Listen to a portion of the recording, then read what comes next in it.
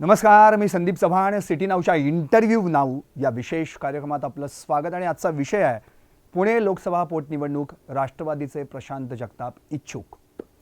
अर्थात आपल्या सर्वांनाच माहिती गेली अनेक दिवसांपासून एकच चर्चा सुरू आहे की आता पुणे लोकसभा पोटनिवडणूक लागणार आहे की काय. लागणार असेल तर ती कधी लागणार.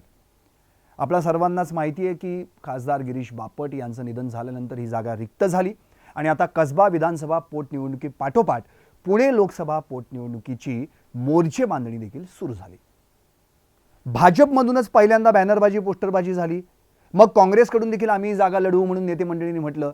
आणि आता एक आणखी महत्त्वाचा ट्विस्ट यामध्ये आला की त्याच ठिकाणी राष्ट्रवादीचे शहराध्यक्ष प्रशांत जगताप यांचे बॅनर देखील सोशल मीडियाच्या माध्यमातून पुढे आले आणि त्यांचं कॅम्पेनिंग सुरू झालं की काय असा प्रश्न पडला. त्यामुळे आता काँग्रेस आणि राष्ट्रवादी यांच्यामध्ये सुंदोपसुंदी, दावे प्रतिदावे, तिकडे भाजप कोण उमेदवार उभं करणार, या सगळ्याच गोष्टींवर चर्चा करण्यासाठी अर्थातच माझ्यासोबत आहेत आज राष्ट्रवादीचे शहराध्यक्ष प्रशांत जगताप. नमस्कार जगताप साहेब, आपलं सिटी नाऊमध्ये हार्दिक स्वागत. अर्थात पहिलाच प्रश्न हाच असणार आहे की परवा एक तुमचं इंटरव्ह्यूमध्ये एक वाक्य ऐकलं की दिल्ली अभी दूर नाही कभी ना कभी तो मिलेगी. आणि त्यामुळे या वाक्यावरूनच मी सुरुवात करतोय. आता खरंच दिल्लीला जाण्याचे वेध लागलेत का? कार्यकर्त्याच्या आयुष्यात वेगवेगळे फेज येतात. निश्चित या शहरातला राष्ट्रवादी काँग्रेस पार्टीचा कार्यकर्ता या नात्याने माझ्या एकूणच राजकीय कारकिर्दीची सुरुवात झाली. त्याच्यानंतर मग इथे आमचा राष्ट्रवादीचा चिटणीस, सरचिटणीस, प्रभारी अध्यक्ष, शहराध्यक्ष, PMTचा सदस्य, PMTचा चेअरमनचा उमेदवार किंवा नगरसेवक, PMPLचं डायरेक्टर, महापौर, स्मार्ट सिटीचा डायरेक्टर किंवा म्हणजे पुणे स्मार्ट सिटीचा डायरेक्टर, SRAचा डायरेक्टर, PMRDचा डायरेक्टर, अशी वेगवेगळी पदं मिळत गेली. ही मिळत असताना शहराचं महापौरपद आणि शहराचा राष्ट्रवादी काँग्रेस पार्टीचं अध्यक्षपद, याच्यातून शहर म्हणून जे काय आपल्याला कळालं आहे, शहर म्हणून या संदर्भातल्या ज्या काय जो काय आवाका यायला हवा तो आल्यानंतर निश्चित आपण आता या शहराची खासदारकी भूषवायला हवी. या शहराच्या जे वेगवेगळे प्रश्न प्रलंबित आहेत त्या संदर्भात आवाज उठवायला दिल्लीतच जायला हवं, ही निश्चित इच्छा माझ्यासारख्या कार्यकर्त्याच्या मनात आहे. आणि हो, कुठल्याही एका पक्षाच्या एखाद्या कार्यकर्त्याला आपल्या राजकीय जीवनामध्ये त्या शहराचं खासदारकी भूषवायची निश्चित संधी मिळावी अशा प्रकारचं स्वप्न असतं. ते स्वप्न माझ्यासारख्या कार्यकर्त्याच्या मनातसुद्धा आहे. खूप सारी लोकं म्हणतात की या वयामध्ये लोक आमदारकीचं स्वप्न पाहतात, तुम्ही खासदारकीचं का पाहता. तर मी नेहमी सांगत असतो की मी पुण्याचा नगरसेवक होतो किंवा पुण्याचा महापौर होतो, आज पुण्याचा अध्यक्ष आहे, तर पुण्याचं खासदारकी भूषवायला आवडेल.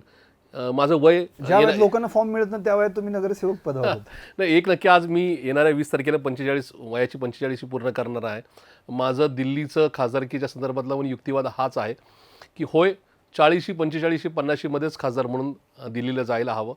तो तुमचा उत्साहाचा ते नका काळ असतो ज्याच्यामध्ये तुम्हाला शहराचे प्रश्न सोडवण्याबरोबर देशभरामध्ये वेगवेगळे मित्र निर्माण करणे, देश पातळीवर काही मुद्दे मांडणे, या संदर्भातली ताकद, त्या बाबतीतली ऊर्जा असते.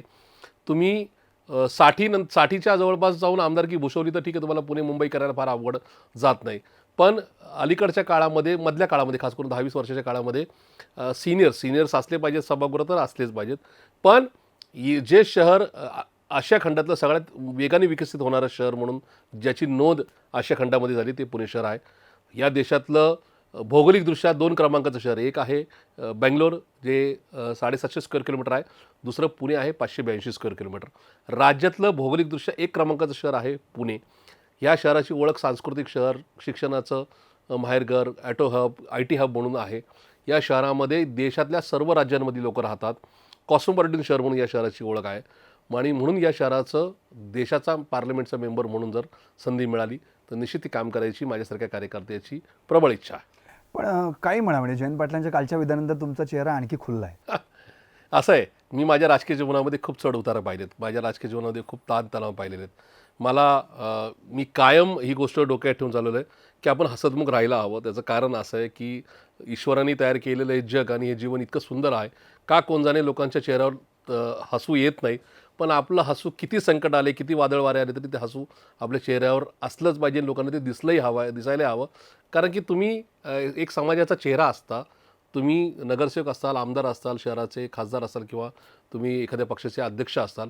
तुम्ही एका समूहाला, एका पक्षाला, एका शहराला तुम्ही रिप्रेझेंट करत असाल आणि तुमच्या चेहऱ्यावर वाजलेले 12 हे एकूणच नाही का तुमची राजकीय कारकीर्द काय पद्धतीची असेल, तुम्ही त्या शहरात, तुम्ही त्या पदाला न्याय देणार आहेत का नाही, या संदर्भातली एकूणच दिशादर्शक नका तशा प्रकारची नका ती म्हणजे तसं दिशादर्शक असतं असं मला वाटतं. आणि म्हणूनच आपण काल आदरणीय जयंत पाटील साहेबांनी जरी सांगितलं असेल तरी निश्चित म्हणजे ती एक प्रकारची शाबासकीची पावती असते की आपल्या राज्याचे लोकप्रिय प्रदेशाध्यक्षांनी पत्रकारांनी विचारल्यानंतर होय प्रशांत जगताप उमेदवार होऊ शकतात अशा प्रकारचं स्टेटमेंट देणं हे उद्या तिकीट मिळालं नाही मिळालं संधी मिळाली नाही मिळाली तरी किमान आपला पक्ष आपला नेता आपल्या बरोबर आहे या संदर्भातली शाबासकी देणारं ठरतं असं मला वाटतं. आणि तसं म्हटलं तर तो एक आनंद निश्चित माझ्या चेहऱ्यावर आहेच. नक्कीच. पण आता राष्ट्रवादीकडनं जर काही नावांची चर्चा जर आपण जी काही सुरू आहे त्या बाबतीत जर म्हटलं तर मुळात 2 माजी महापौर आणि 1 माजी उपमहापौर या नावांची चर्चा आहे. त्यात माजी महापौरांमध्ये तुम्ही स्वतः आहात, राज्यसभेच्या खासदार वंदना चव्हाण पण आहेत आणि उपमहापौर जर म्हटलं माजी तर दीपक मानकर आहेत. पण यामध्ये जी प्रशांत जगतापांबद्दल चर्चा सुरू आहे कार्यकर्त्यांमध्ये असेल किंवा पक्ष श्रेष्ठी कोण असतील त्यांच्या आजूबाजूच्या लोकांमध्ये सुरू असेल तर त्यात स्वतः प्रदेशाध्यक्षांनी तुमच्या नावावर स्पष्टपणे शिक्कामोर्तबच केलं असंच म्हणावं लागेल. की काल एक वाक्य ते म्हणाले होते की प्रशांत जगताप यांना उमेदवारी मिळावी अशी आमच्या पक्षाची इच्छा आहे आणि ती इच्छा आम्ही महाविकास आघाडीकडे बोलून दाखवू. म्हणजे याचा अर्थ हे फिक्सच झालंय की जवळपास ठरलंय जर उद्या निवडणूक लागली तर प्रशांत जगताप राष्ट्रवादीकडून उमेदवार असतील. पण प्रश्न असा उरतो जागा तर काँग्रेसच्या ताब्यात आहे. असं आहे 99 साली 10 जून 1999ला आमच्या राष्ट्रवादी काँग्रेस पार्टीची स्थापना झाली. 99ला आम्ही आणि काँग्रेस एकमेकाच्या विरोधात लढलो. 2004ला आम्ही एकत्रित लढलो म्हणजे आघाडी करून लढलो. 2009ला आम्ही आघाडी करून लढलो. 2014ची लोकसभा आम्ही आघाडी म्हणून लढलो पण विधानसभेला दुर्दैवाने आम्ही एकमेकाच्या विरोधात लढलो. 2019ला आम्ही पुन्हा आघाडी करून लढलो. या सगळ्या प्रवासात लोकसभा असेल विधानसभा असेल काही वेळेस विधान परिषदेची एखादी जागा असेल या संदर्भात जागेंची अदलाबदल आमच्या दोन्ही पक्षांनी केलेली आहे.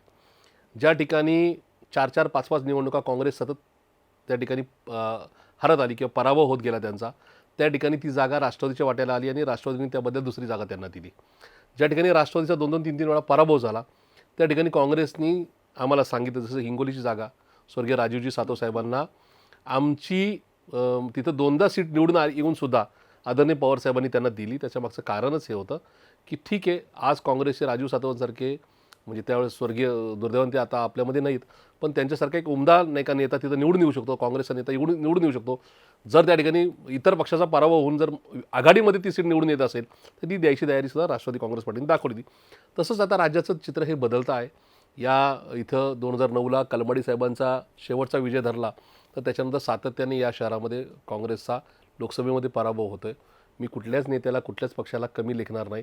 शेवटी अप अँड डाऊन्स हे पक्षाच्या आणि कुठल्याही पक्षाच्या किंवा एखाद्या राजकीय नेत्याच्या जीवनामध्ये येत असतात.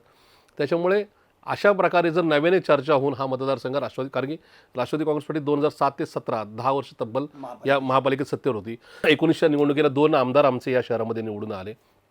2017च्या निवडणुकीला प्रबळ विरोधी पक्ष म्हणून म्हणजे 41 जागा हे राष्ट्रवादीच्या निवडून आल्या आणि 9 जागा काँग्रेसच्या नगरसेवकांच्या निवडून आल्या. ही सगळी परिस्थिती पाहता जर संख्याबळाच्या आधारावर दोन्ही पक्षाचं मनोमिलन होऊन या संदर्भात जागाची अदलाबदल होणार असेल आणि राष्ट्रवादीच्या वाट्याला जर ती जागा येणार असेल तर ती स्वागतार्ह आहे असं मला वाटतं. पण पुणे लोकसभा म्हणजे काय मतदारसंघ जे आपण पाहिलं तर मावळ असेल किंवा शिरूर असेल किंवा बारामती असेल इथं राष्ट्रवादीचा दावा आहेच आणि तिथं राष्ट्रवादीचे आमदार देखील निवडून येतात किंवा खासदार देखील येतात निवडून. पण ही एक जी जागा आहे एकमेव जी काँग्रेसच्या वाट्याला गेली अनेक वर्षांपासून आपण पाहतोय अर्थात मागच्या वेळी मोहन जोशींचा पराभव झाला ती गोष्ट वेगळी. पण आत्ता जी पोटनिवडणूक झाली कसब्याची त्यावेळी तर तुम्ही महाविकास आघाडी म्हणून रवींद्र धंगेकरांच्या पाठीशी इतकं उभं राहिलात की त्यांना निवडूनच आणलं तुम्ही. म्हणजे 38 वर्षांच्या म्हणजे 32 वर्षांच्या साधारण भाजपचा जो बालेकिल्ला म्हणजे कसब्यावर कब्जा पुन्हा एकदा काँग्रेसने मिळवला अर्थात महाविकास आघाडीने. मग असा जर उमेदवार काँग्रेसचा त्या ठिकाणी निवडून येत असेल तर काँग्रेसलाच पाठबळ देऊन आणखी काँग्रेस स्ट्रॉंग करण्यात महाविकास आघाडीचे घटक पक्ष म्हणून मोठं मन का होत नाही राष्ट्रवादी? असं आहे राजकीय जीवनामध्ये सत्य परिस्थितीला सामोरं जावं लागतं. आज राजकीय जीवनामध्ये सगळेच राजकीय पक्ष वेगवेगळे नेते हे महानगरपालिका जिल्हा परिषदा पंचायत समिती नगरपालिका नगरपंचायती विधानसभा लोकसभेला सर्वे रिपोर्ट तयार करून घेतात. बरं एकाच कंपनीकडून घेत नाही 4-4 5-5 कंपनीकडून घेतात. पोलिसांचा एक LIB रिपोर्ट असतो. त्याचबरोबर वेगवेगळे जे दिग्गज आहेत जे पडद्याच्या मागं कामकाज करतात सामाजिक क्षेत्रामध्ये राजकीय क्षेत्रामध्ये त्यांचा कानोसा घेतला जातो. हा मतदारसंघ आम्ही यावेळेस जिंकू का हा या मतदारसंघामध्ये अला तिकीट द्यावं बला द्यावं का कला द्यावं अशा प्रकारच्या सर्वेनंतरच एखाद्या जागेवर नाही का त्या ठिकाणी दावा केला जाऊ शकतो. तशा प्रकारचा सर्वे हा राष्ट्रवादी काँग्रेस पार्टीने केलेला आहे. काँग्रेसने तो जरूर करावा. काँग्रेस जर जिंकत असेल असं जसं रवींद्र धंगेकरांनी काँग्रेसने केला जर काँग्रेस जिंकत असं वाटत असेल आम्ही निश्चित त्यांच्या पाठीशी उभं राहू. आमच्यामध्ये एखाद्या जागेवरून ताणतणाव राहू शकत नाही. राष्ट्रवादी जर जिंकत असेल तर काँग्रेससुद्धा मोठ्या मनाने त्या ठिकाणी पाठिंबा द्यावा. शेवटी त्यांचं आमचं ध्येय हे भाजपला या पुणे शहरातून, या राज्यातून आणि देशातून हद्दपार करणे, भाजपमुक्त भारत करणे हेच आमचं स्वप्न आहे. जर एखादी सीट ही आघाडीच्या वाट्याला, ती काँग्रेसच्या का राष्ट्रवादीच्या वाट्याला, दोघांच्यापैकी कुणाच्या वाट्याला येणार असेल तर ते शेवटी महाविकास आघाडी म्हणून बळ वाढणार आहे. याची सुद्धा नोंद काँग्रेसचे आमचे सगळे मित्रजन घेतील, या बाबतीत माझ्या मनात शंका नाही. कसबा पोटनिवडणुकीत रवींद्र धंगेकर जसे जॉईन किलर ठरले तसे लोकसभा पोटनिवडणुकीत प्रशांत जगताप जॉईन किलर ठरणार का? महापौर या नात्याने या राज्यात, या शहरातला राष्ट्रवादी काँग्रेस पार्टीचा एक प्रामाणिक कार्यकर्ता या नात्याने आता अध्यक्षपदाच्या काळामध्ये या शहरातल्या सगळ्या कानाकोपऱ्यात जायचं भाग्य मला मिळालं. या शहरातला प्रत्येक भाग आणि भाग मला परिचित आहे. तिथला सर्वपक्षीय नका कार्यकर्ता हा माझ्याशी नका कनेक्टेड आहे. तिथल्या वेगवेगळ्या प्रश्नांच्या संदर्भामध्ये मी स्थानिक ठिकाणी जाऊन किंवा महानगरपालिकेच्या त्या ठिकाणी जागेवर जाऊन आंदोलनं केलेली आहेत. त्या प्रश्नाच्या संदर्भात तुमच्या वेगवेगळ्या वृत्तमाध्यमांना त्या ठिकाणी आवाज देऊन तो प्रश्न जनतेसमोर नेण्याचा प्रयत्न केला आहे. त्याच्यामुळे मला खात्री आहे की आपण या शहरामध्ये खासदारकीचा उमेदवार होऊ शकतो. या खासदारकीच्या उमेदवाराच्या माध्यमातून पुणेकर आपल्याला स्वीकारू शकतात आणि आपण या शहराचे खासदार होऊ शकतो, अशा प्रकारचा एक ठाम विश्वास माझ्यासारख्या कार्यकर्त्याच्या मनात आहे. त्याच्यामुळे जॉईंट किलर होऊ का नाही यापेक्षा या शहरामध्ये आपण परिवर्तन करू शकतो, या संदर्भामध्ये मला प्रचंड असा आत्मविश्वास आहे. अजून पुणे लोकसभा पोटनिवडणुकीची जी काही तारीख आहे ती सुद्धा डिक्लेअर झालेली नाही किंवा होणार की नाही हे देखील गुलदस्तात आहे. तरीसुद्धा इच्छुकांची मांदियाळी एवढी काय आहे या संदर्भात मी त्यांना प्रश्न विचारणार आहे, पण अर्थातच एका छोट्याशा ब्रेकनंतर. शिक्षणाचा बोलबाला शिक्षण तज्ज्ञांच्या मदतीनं सोडवणार. तुमच्या आरोग्याची काळजी वैद्यकीय तज्ज्ञांकडून आम्ही घेणार. स्वप्नातलं घर बांधायचंय, बांधकाम तज्ज्ञांशी समेट घडवून आणणार. तुमच्या आवडीचा विषय म्हणजे राजकारण, राजकारणाचा तिढा आम्ही पुढाऱ्यांकडून सोडवणार.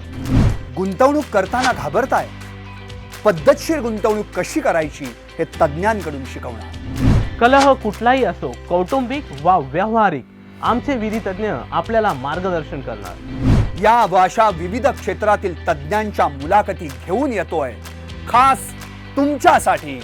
पाहत रहा इंटरव्ह्यू नाव.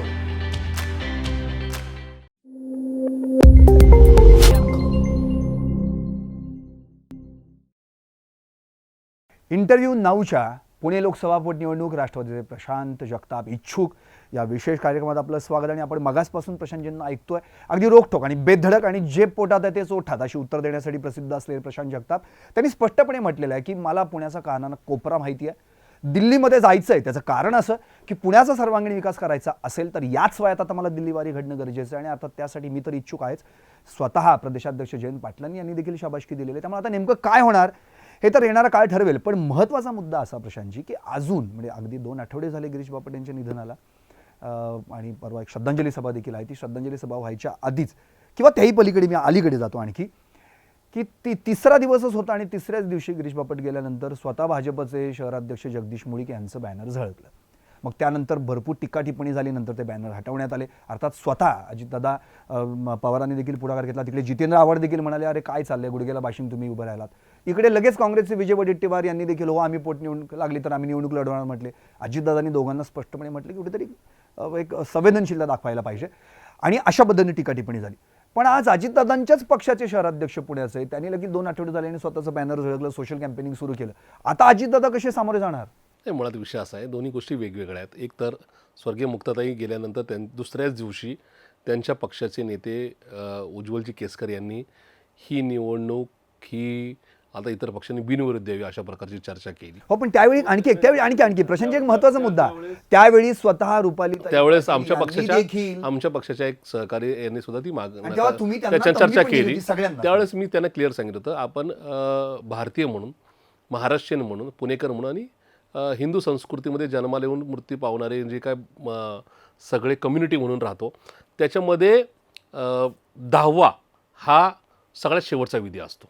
सार्वजनिकरित्या, कौटुंबिकरित्या दशक्रिया विधी होस्तवर त्या संदर्भामध्ये काही चर्चा करायला नको अशा प्रकारचं संस्कृती माहिती असताना मी कार्यकर्ता आहे.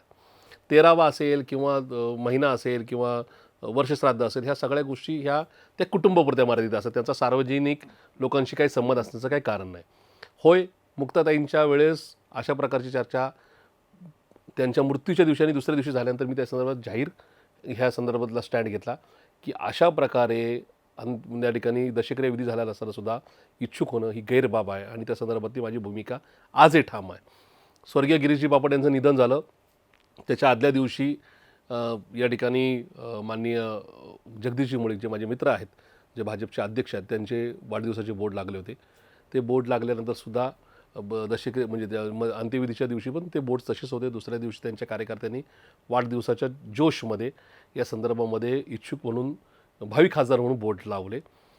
ते खूप टीका टिप्पणीनंतर हो, पण तसे दीपक मानकरांचा पण भावी खासदार म्हणून सोशल कॅम्पेन ते काढले गेले.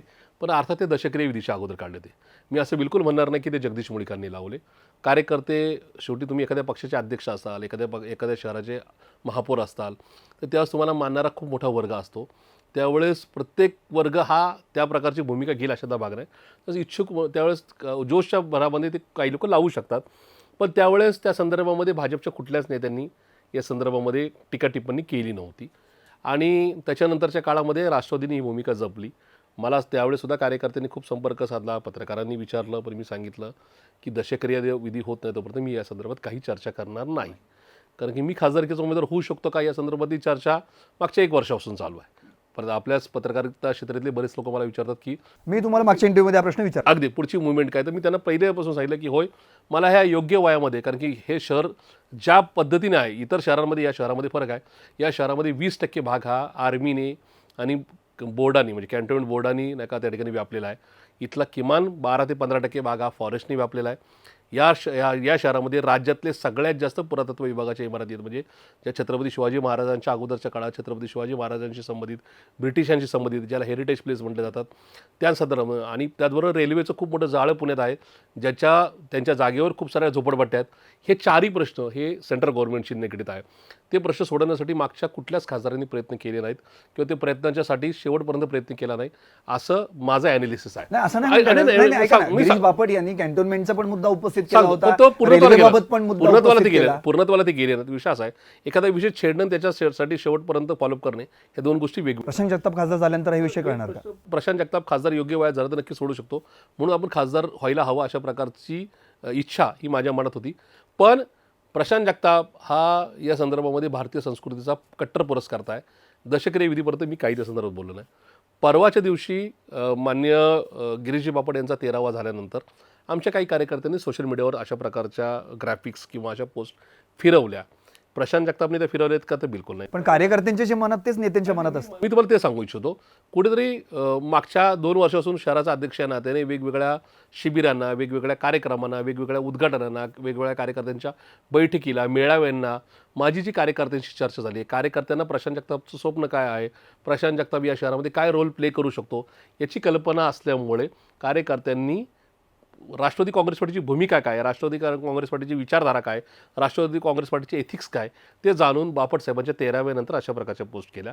मी त्या पोस्ट करायला लावलेल्या नाहीत. पण अर्थात मी समजू शकतो की कुठल्याही कार्यकर्त्यांना माझे नेते ह्या राज्याचे मुख्यमंत्री व्हावेत, माझ्या पक्षाचे सर्वोच्च नेते या देशाचे पंतप्रधान व्हावेत, ही कुठल्याही कार्यकर्त्याची, प्रशांत जगतापची सुद्धा इच्छा आहे.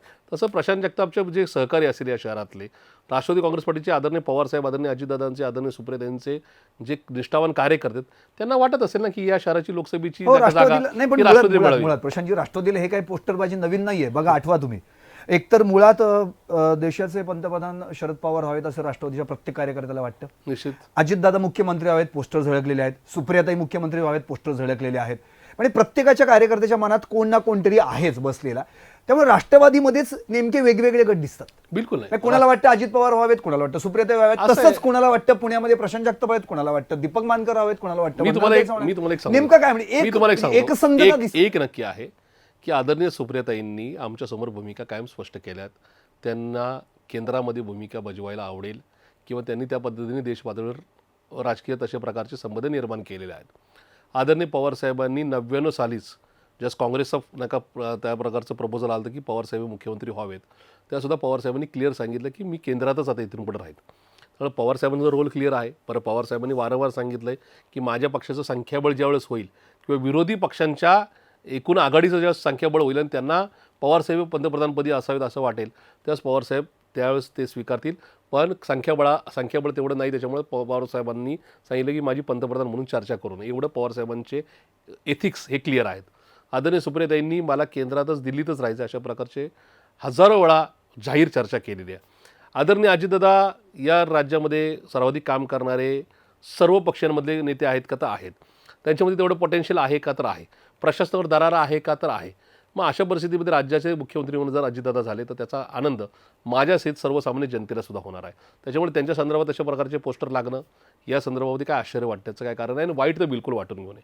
राहिला विषय पुण्याच्या खासदारकीचा, तर मी त्या संदर्भात सांगू शकतो. आमच्या वंदनाताई चव्हाण असतील, आमचे दीपक भाऊ मानकर असतील, आमचे अंकुशरावजी काकडे असतील, आमचे अगदी जयदेवराव गायकवाड साहेब असतील, अगदी रवींद्र मावळतकरजी असतील आणि मग प्रशांत जगताप असतील. त्यांच्यापैकी कोणी जरी खासदार झाला, तो राष्ट्रवादीचा खासदार झाला, तर याचा नितांत आनंद माझ्यासारख्या कार्यकर्ता. त्याचं कारण आहे, राजकीय जीवनामध्ये कुठलंच पद हे पहिलं आणि शेवटचं नसतं. ॲपॉर्च्युनिटी, तुम्ही चांगलं काम केलं, तुमचा संपर्क राहिला, तुम्ही जनमानसात असला, तर ॲपॉर्च्युनिटी तुमच्याकडं तुम्हाला स्वतःहून नॉक करत असतात. यस, तुमचा दरवाजा खटखट करत असतात की यस तुमच्यासमोर ही अपॉर्च्युनिटी तुम्ही स्वीकारणार आहात का नाही. मी महापौर पदावरून उतरल्यानंतर 3-4 वर्ष माझ्या प्रभागात, 3 वर्ष माझ्या प्रभागात आणि बाकीच्या कामांमध्ये गुंतलेलं असताना एक दिवस अचानक मला कॉल आला की तुम्हाला, म्हणजे जयंत पाटील साहेबांचा, की अजितदादांच्या सांगण्यावरून तुम्हाला अध्यक्षपद दिलं जातं आहे, तुमचं पत्र दादांकडे दिलेलं आहे, त्याच्यामुळे चांगलं काम करा, शुभेच्छा. माझ्या मनी ध्यानी पण नव्हतं की मी शहराचा अध्यक्ष होईल. ज्यावेळेस मी महापौर झालो त्यावेळेस माझी पहिली टर्म होती. माझ्याबरोबर जे इच्छुक होते पक्षात, त्यांच्या 3-3, 4-4 टर्म झालेल्या होत्या खूप आणि माझ्या पहिल्या 3 वर्षात मला PMPLचं 2दा डायरेक्टरशिप मिळाली होती, प्रभाग समितीचं अध्यक्षपद मिळालं होतं. त्यामुळे मी ज्या सगळ्या नेत्यांकडे जायचो, ज्यावेळेस माझं नाव वृत्तपत्रात चर्चेत आलं, त्यावेळेस जी 7 नावं असायची राष्ट्रवादीकडून, या 7पैकी कुणी पण महापौर होईल, त्या 7व्या नंबरला माझं नाव असायचं, पहिल्या नंबरला नव्हतं. इतर सगळ्या नेत्यांकडे गेल्यानंतर ते सांगायचे, प्रशांत तुझं वय 38 आहे आत्ताशी, तू जी पहिली टर्म आहे त्याच्यात तुला पहिल्या 3 वर्षात खूप सारे मिळालेली पदं आहेत, त्याच्यामुळे तुझा विचार होणार नाही, तू काय फार प्रयत्न करू नको. पण त्याच पण मला आत्मविश्वास होता की हो, आपण या शहराच्या संदर्भामध्ये ज्या भूमिका मांडल्यात, पक्षाचा कट्टर कार्यकर्ता म्हणून, साहेबांचा दादांचा कट्टर कार्यकर्ता म्हणून जे आपण रोल प्ले केलेला आहे किंवा त्यांच्याशी आपण कायम एकनिष्ठ राहिलो आहे, या सगळ्याचं ॲनालिसिस करून मला महापौरपद मिळेल अशा प्रकारचा ठाम विश्वास मला होता आणि त्यामुळे ते झालं. तसंच आत्ता ॲनालिसिस आहे आणि तुम्ही नेहमी ना अभ्यास पूर्णच मांडत असता, प्रत्येक वेळी ॲनालिसिस करता आणि मग ठरवता. जसं आत्ता मध्ये पण असं झालं होतं निवडणुकांच्या वेळी की अरे हे अशा एवढ्या जागा आहेत आणि एवढ्या जागा राष्ट्रवादीला मिळतात आणि तेवढ्या आसपासच्या जागा तुम्ही मिळवल्या. मी तुम्हाला तुमच्या साक्षीने जे पुणेकर मला किंवा या राज्यातली मंडळी जे मला पाहतायत, मला ऐकतायत, त्यांना मी सांगतो, माझ्या राजकीय जीवनातल्या काही गोष्टी खूप क्लिअर आहेत. त्या म्हणजे राजकीय जीवनामध्ये किती जरी पडझड झाली तरी राष्ट्रवादी काँग्रेस पार्टी, आदरणीय पवारसाहेब, आदरणीय अजितदादा यांना सोडून मी कुठेही जाणार नाही. मला राजकीय जीवनामध्ये काही मिळालं तरी जाणार नाही आणि काही नाही मिळालं तरी जाणार नाही. राहिला विषय खासदारकीचा, पोटनिवडणूक लागेल का नाही लागेल याच्यात अजून खूप शंका आहेत. पोटनिवडणूक लागली, त्याच्यात राष्ट्रवादी काँग्रेस पार्टीच्या वाट्याला ही जागा आली, मला मिळाली तर मला आनंदच आहे. नाही मिळाली आणि माझ्या पक्षाच्याच एखाद्या नेत्याला मिळाली तर मला वाईट वाटणार नाही, कारण की माझं स्वप्न किंवा माझा ठाम विश्वास, माझा विल पॉवर निश्चित सांगतो की होय प्रशांत जगताप, आपण एक ना एक दिवस या शहराचे खासदार होऊ. त्याच्यामुळे एखादी टर्म नाही मिळाली तर मला काय अडचण वाटणार नाही. कदाचित 2024च्या जनरल निवडणुकीचा मी, म्हणजे सार्वत्रिक निवडणुकीचा मी उमेदवार निश्चित असेल. राहिला विषय महाविकास आघाडी म्हणून कदाचित काँग्रेसच्या वाट्यात ती जागा गेली तर मला बिलकुल वाईट वाटणार नाही. त्याचं कारण आहे की मी नेहमी सांगत असतो, ज्या गोष्टी होतात त्या चांगल्यासाठीच होतात. त्या गोष्टी घडून गेल्यानंतर आपल्याला कळतं की होय ते बरं झालं, अशा प्रकारे नाही का ते होऊन गेलं, काय अडचण आहे. त्याच्यामुळं प्रत्येक गोष्ट राजकीय जीवनामध्ये त्या ठिकाणी पॉझिटिव्ह येणारे मी कार्यकर्ता आहे. एखादी दुर्दैवी घटना घडली, ती दुर्दैवी घटना घडल्यानंतर निश्चित मनाला थोडं नाही का हुरहुर लागते, पण त्याच्यानंतर जे काही क्षण वाटायला येतात त्याच्यानंतर कळतं की होय, मी म्हणजे मला 4 वर्षापूर्वी जर अध्यक्षपद मिळालं असतं तर कदाचित माझं बराच काळ माझा कोविडमध्ये गेला असता आणि माझं काम लपलं गेलं असतं, कारण की कुठलाच राजकीय कार्यकर्ता त्यावेळेस कार्यक्रम घेऊ शकत नव्हता. होय, आम्ही आमच्या भागातल्या लोकांची सेवा केली, पण शहरात फिरू शकत नव्हता. कोविडच्या काळानंतर मला अध्यक्षपद मिळालं आणि त्याच्यामध्ये मी ठसा उमटू शकलो.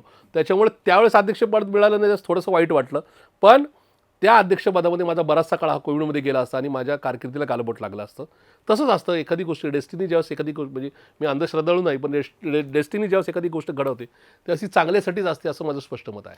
आणखी एक महत्त्वाचा मुद्दा म्हणजे प्रशांत जगताप हे राजकीय नेते म्हणून पुण्यामध्ये सर्वांना माहीत आहेत का? तर हो माहिती आहे. त्यांचं कार्य माहिती आहे का? तर हो माहिती आहे.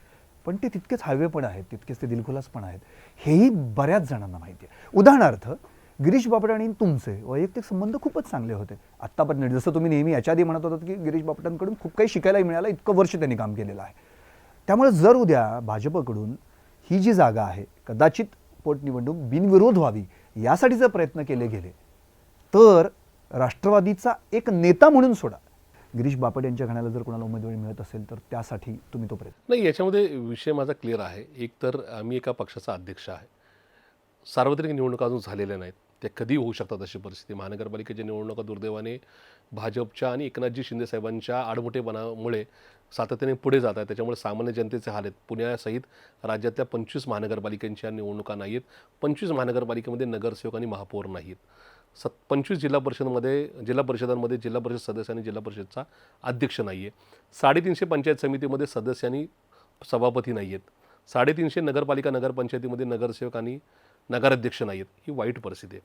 अशा काळामध्ये कदाचित निवडणुका ह्या मे जूनला होऊ शकतात, कदाचित ऑक्टोबर नोव्हेंबरला होऊ शकतात.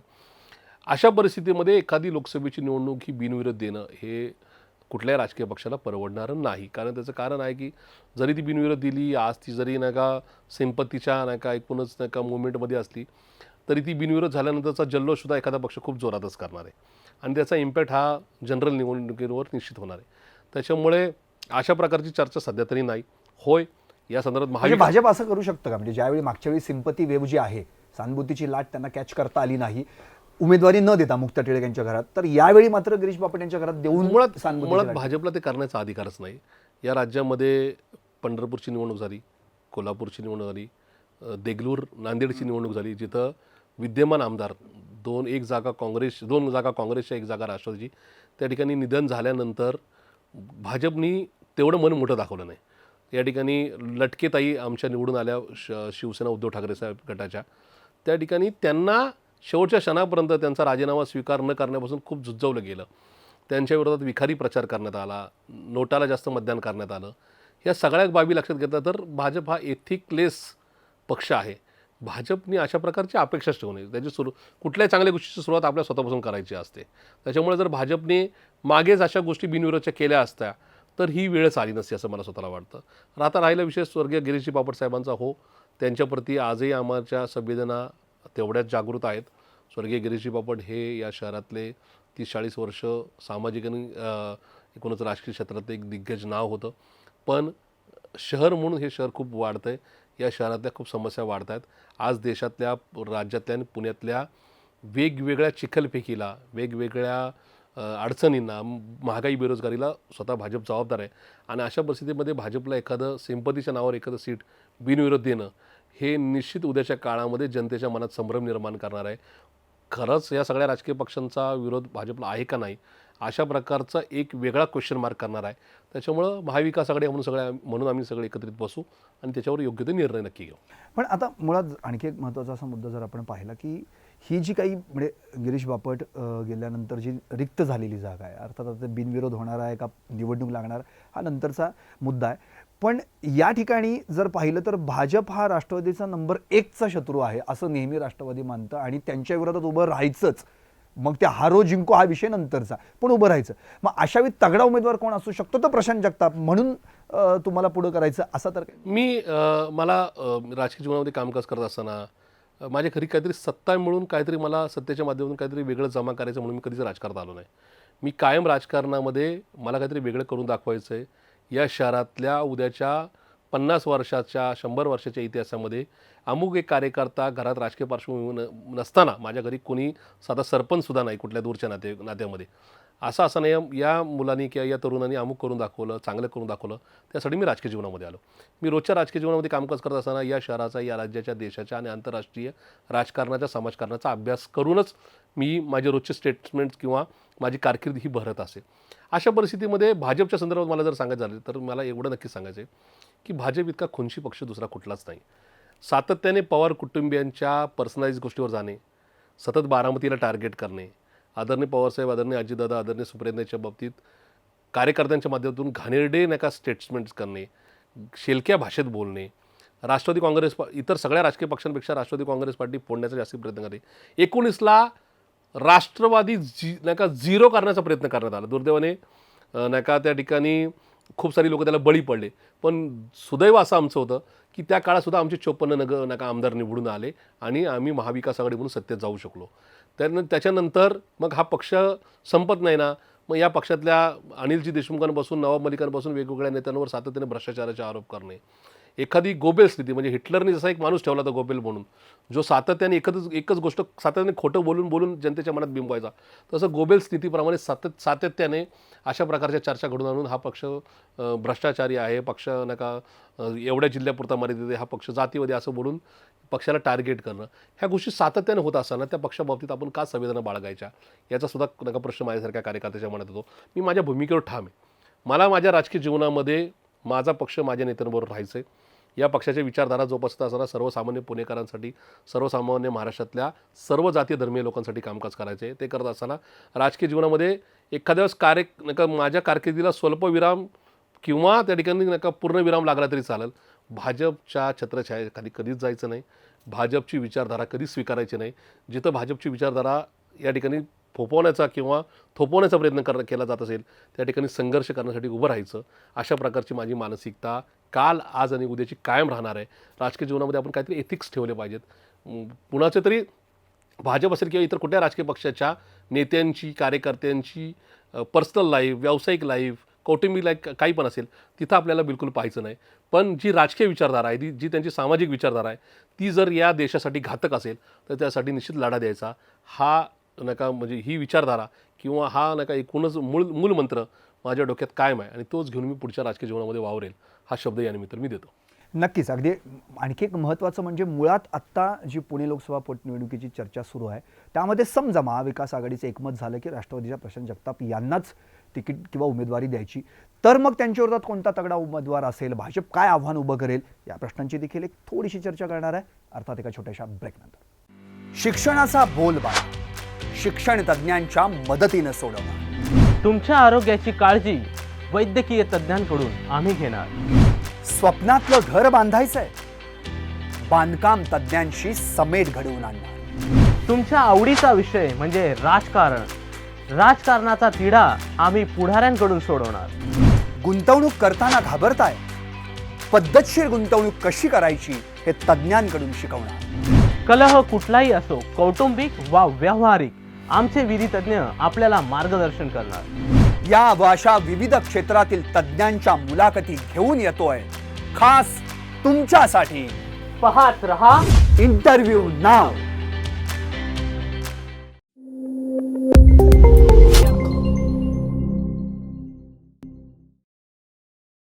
ब्रेकनंतर आपलं स्वागत. पुणे लोकसभा पोटनिवडणूक, राष्ट्रवादीचे प्रशांत जगताप इच्छुक, अर्थात शेवटच्या टप्प्यात ही मुलाखत आली आणि आता ही मुलाखत अगदी आपण म्हणतो ना की मागासपासून तुम्ही ऐकताय त्यांचं जे काही म्हणणं आहे ते त्यांनी स्पष्टपणे मांडलेलं आहे. पण प्रशांत दादा, आणखी एक असा एक मुद्दा विचारात येतो की समजा काँग्रेसकडूनच उमेदवारी द्यायची ठरली, ही जागा काँग्रेसलाच दिली, तर त्यामध्ये सुद्धा आता पुन्हा गोंधळ आहे. कारण की मोहन जोशी तर मागच्या वेळी ते पराभूत झालेले आहेत. आणखी एक नाव जे चर्चेत आहे, जे नुकतेच आमदार झालेले आहेत त्यांनाच लोकसभेत पाठवायचं का? जर त्यांना लोकसभेत पाठवलं तर पुन्हा विधानसभेची पोटनिवडणूक घ्यावी लागणार. हा सगळाच गोंधळ निर्माण होणार. त्यामुळे काँग्रेसकडे सुद्धा असा एक आता उमेदवार नाही आहे की जो उमेदवार देऊन भाजपला तगडं आव्हान उभं करू शकेल. म्हणजे रवींद्र धंगेकरून आत्ताच जस्ट आमदार झालेत आणि अगदी 1-1.5 महिना झाला तर त्यांना पुन्हा लोकसभेला उभं करायचं, ही जी दमछाक काँग्रेसची होणार आहे. अर्थात ते इनकॅश करायचा प्रयत्न करतील की चला कदाचित धंगेकरांच्या नावावर पुन्हा आपण मतं मिळवू शकतो.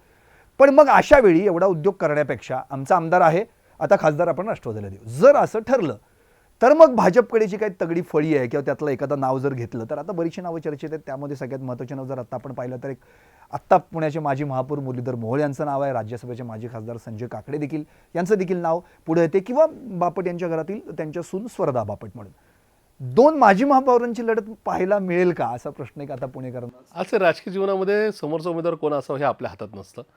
अर्थात काँग्रेसच्या वाट्याला गेलं तर काँग्रेसनी कोणाला उमेदवारी द्यावी हा काँग्रेसचा विषय आहे. भाजपनी कोणाला उमेदवारी द्यावा हा भाजपचा विषय आहे.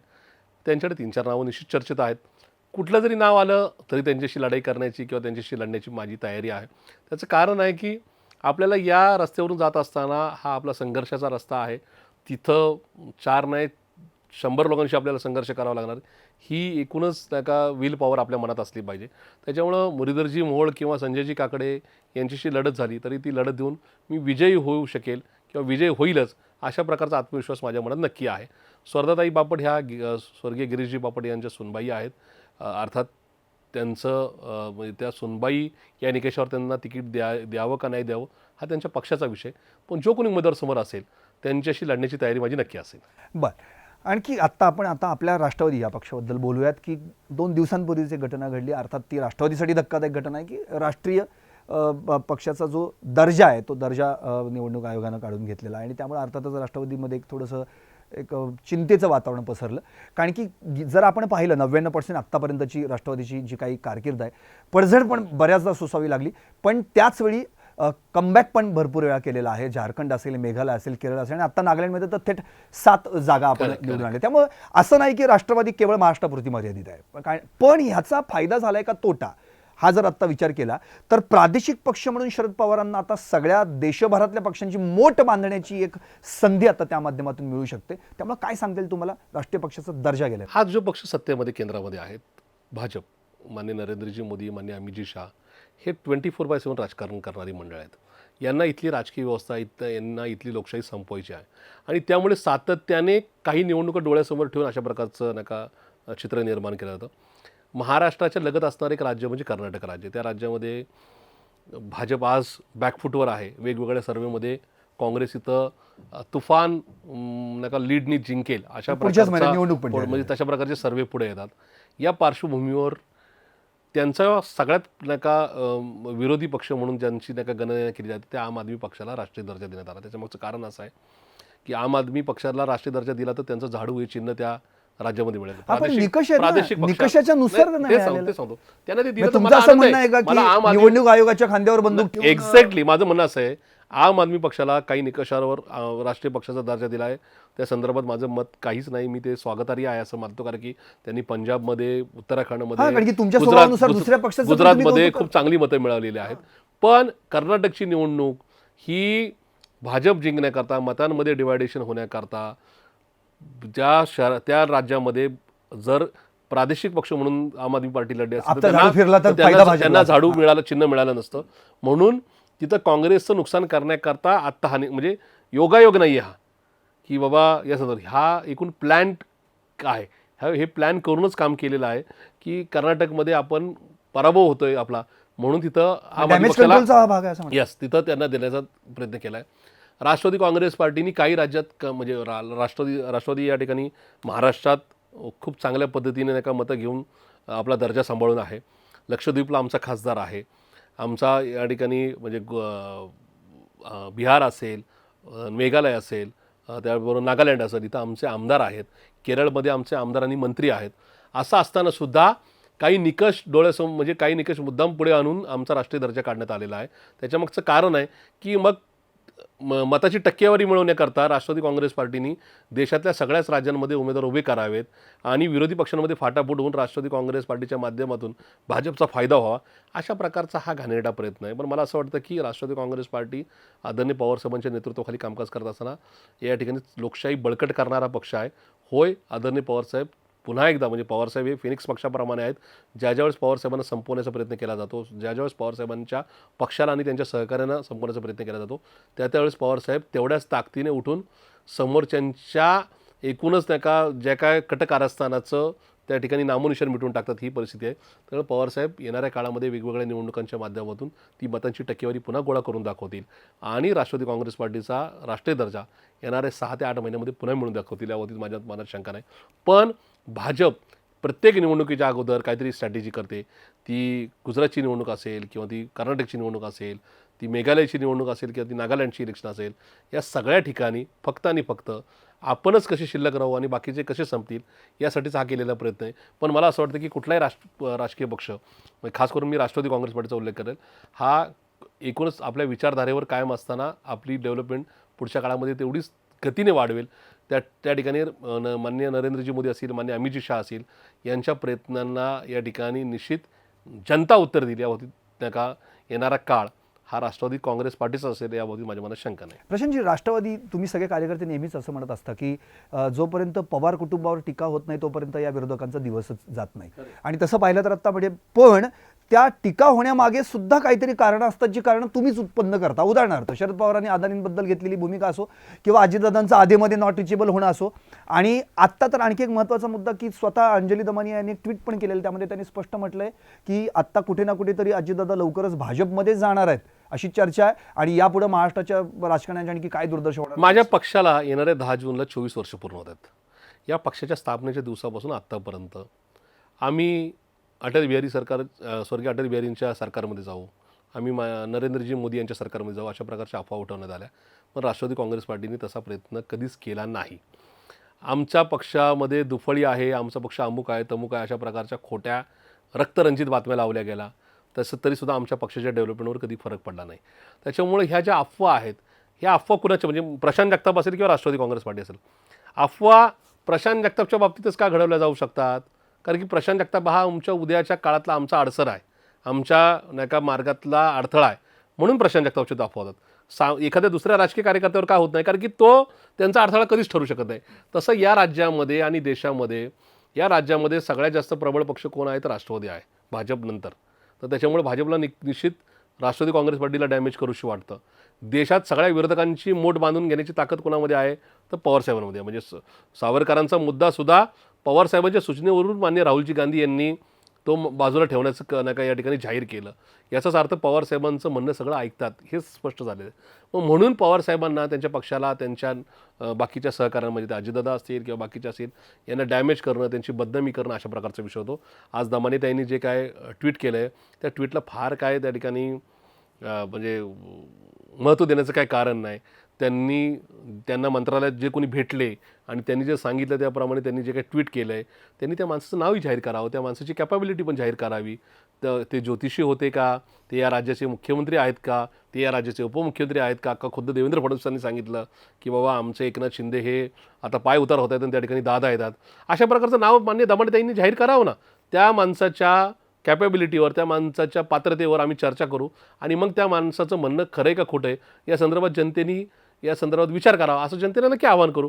पण अशा प्रकारचे खोटे ट्विट करणे, मनोरंजनात्मक ट्विट करणे आणि जनतेमध्ये संभ्रम निर्माण करणे हा काय पहिला प्रयत्न नाही, वारंवार हा प्रयत्न झाला आहे. आणि मला असं वाटतं की मी माझ्यासहित, माझ्या नेत्यांसहित, माझ्या पक्षाचं सांगतो की अफवांवर मी नेहमी सांगत असतो माझ्या राजकीय कार्यकर्त्यांना किंवा माझ्या राजकीय सहकाऱ्यांना की आपण राजकीय जीवनामध्ये, सामाजिक जीवनामध्ये कामकाज करणारे आहोत. आपण साधू संत नाही, आपण भगवे कपडे घालणारे नाहीत. आपण होय राजकीय जीवनामध्ये आपल्याला रोज 200-500 फोन येतात, रोज आपल्याला 2-5 लोक भेटतात. या सगळ्या प्रवासामध्ये राजकीय कार्यकर्त्याकडून छोटी कधी ना कधी अनावधानाने एखादी चूक होऊ शकते. ते होत असताना आपल्यावर रोज कधीतरी एखादा आरोप होईल, कधीतरी आपल्या बाबतीत कट रचला जाईल, आपल्या बाबतीत अफवा पसरवल्या जातील, आपल्यावर या ठिकाणी टीका केली जाईल. ती स्वीकारण्याची आणि ती डायजेस्ट करण्याची ताकद आपली असली पाहिजे. ज्या दिवशी ती टीका खरी असेल त्या दिवशी आपण राजकारणातून बाजूला व्हायला हवं.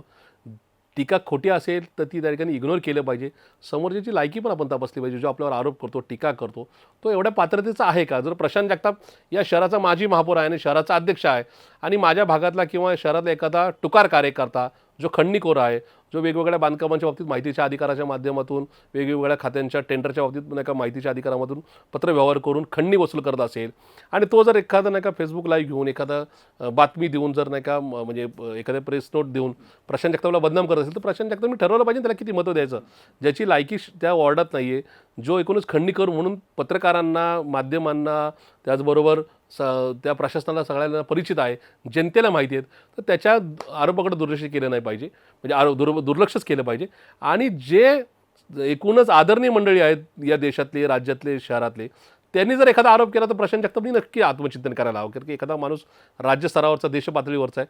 तसंच आहे आदरणीय पवारसाहेब, आदरणीय अजितदादांवर टीका करणारे हे कालचे कार्यकर्ते आहेत. पडळकरसारखे कार्यकर्ते असतील किंवा दमानेताईंसारखे असतील, यांना फार मतं देण्याचं काही कारण नाही. यांनी एखादं सकारात्मक काम काय या राज्यात उभं केलं त्याचं सुद्धा नका चाचपणी करण्याची गरज आहे. एखाद्याने खूप मोठं सकारात्मक काम केलं असेल आणि ते काम केल्यानंतर जर ती व्यक्ती एखाद्या मोठ्या माणसावर आरोप करत असेल तर त्या आरोपात तथ्य असं मानायला हरकत नाही. पण जर एखादी व्यक्ती कायम ब्लॅकमेलिंगच्या नका लिस्टमध्ये आहे, ब्लॅकमेलर म्हणून प्रसिद्ध आहे, काही व्यक्ती मुद्दामून एखाद्या पक्षाचं सरकार आल्यानंतर एखाद्या पक्ष संपवण्याच्या संदर्भामध्ये प्रसिद्ध आहे, तर त्यांच्या आरोपांना फार महत्त्व देण्याची गरज नाही असं मला वाटतं. ही आत्ता पोटनिवडणुकीची चर्चा आहे, त्यामुळं पुण्याचे खासदार म्हणून प्रशांत जगताप 2023ला खासदार म्हणून दिसणार दिल्लीत का 2024ला नक्की दिसणार? असं आहे की राजकीय व्यवस्थेमध्ये एखादी नाही का जबाबदारी ही अचानक पण येऊ शकते किंवा ठरवून सुद्धा येऊ शकते. त्या संदर्भातले सर्वस्वी निर्णय घेण्याचे अधिकार हे त्या पक्षाला आणि त्या पक्षाच्या सर्वोच्च नेत्यांना आहेत. माझ्या राजकीय जीवनामध्ये माझी कुठलीही राजकीय पार्श्वभूमी नसताना, मी आज अखेर राष्ट्रवादी काँग्रेस पार्टीला साधा 1,000 रुपयाचा चेक दिलेला नसताना आदरणीय पवारसाहेबांनी आणि आदरणीय अजितदादांनी मला माझ्या राजकीय जीवनामध्ये खूप सारं दिलं. मला विचारता आलं तर माझ्या अडचणीच्या काळामध्ये मी जेव्हा एकटा पडेल असं वाटेल त्या काळामध्ये सुद्धा आदरणीय पवारसाहेब आदरणीय अजितदादा माझ्या मदतीला धावून आलेले आहेत. त्याच्यामुळे त्यांचे माझ्यावर उपकार आहेत असं मी मानतो. माझ्या राजकीय जीवनामध्ये मी जर पवारांच्या पक्षात कधी गेलो नसतो तर मला माझ्या कुटुंबाला कधी महापौरपद पाहायलाच मिळालं नसतं किंवा अध्यक्षपद पाहायलाच मिळालं नसतं. त्याच्यामुळे आजपर्यंत त्यांनी खूप सारं दिलं आहे. उद्या ते माझे एकूणच राजकीय आकलन बघून माझी राजकीय पात्रता बघून मला निश्चित ते देतील. माझी जनता जी वानवडीतली असेल किंवा पुणे शहरातली असेल, जे प्रशांत जगतापला रोज पाहतायत, प्रशांत जगतापचा संघर्ष पाहतात, त्यांच्या सर्वेच्या माध्यमातून पण माझा पक्ष, माझे नेते माझ्या बाबतीत निर्णय घेतील हा ठाम विश्वास म्हणजे 2023 नाही तर 2024 नक्की. प्रशांत जगताप या शहराचा म्हणजे पुणे शहराचा एक ना एक दिवस खासदार होईल या बाबतीत प्रशांत जगतापच्या मनात तीळ मात्र शंका नाही. होय, पुणेकर मला स्वीकारतील आणि पुणेकरांच्या मनात माझ्या बाबतीत जे मत आहे ते विचारात घेऊन माझा पक्ष 23ला किंवा 24ला मला ही नका जबाबदारी किंवा ही संधी देईल. ह्या बाबतीत मी ठामपणाने आपल्यासमोर नका पुन्हा खासदार होऊन आपल्या ज्यावेळेस खासदार होईल त्या नका पहिला इंटरव्ह्यू द्यायला तुमच्या स्टुडिओमध्ये नक्की येईल हा शब्द या निमित्ताने. अगदी शेवटचाच प्रश्न आणि नगरसेवक म्हणून प्रशांत जगताप यांनी केलेलं काम पुणेकरांनी पाहिलंय. माजी महापौर म्हणजे जेव्हा महापौर होतात तेव्हा देखील पुणेकरांनी तुमचं काम पाहिलंय. आता खासदार म्हणून पुणेकरांचं जर काम पाहायचं असेल तर प्रशांत जगताप पुण्यासाठी काय करणार आहात? काय प्लॅन आहे डोक्यात एक खासदार म्हणून पुण्याचा विकास करण्याचा? असं आहे की आशिया खंडातलं सर्वात विकसित होणारं शहर म्हणून मागच्या काही वर्षापासून आत्तापर्यंत या शहराची ओळख. कारण की या ज्या पद्धतीने कन्स्ट्रक्शन होत आहे, ज्या पद्धतीने इतर नाही का IT किंवा ॲटो हब इथं नाही का येतं आहे, या संदर्भामध्ये अजूनही बँगलोर ज्या पद्धतीने कामकाज करत होतं किंवा बँगलोर आजही काही ठिकाणी कमी पडतं आहे, पण बँगलोरच्या धर्तीवर या ठिकाणी इन्फ्रास्ट्रक्चर व्हायला हवं.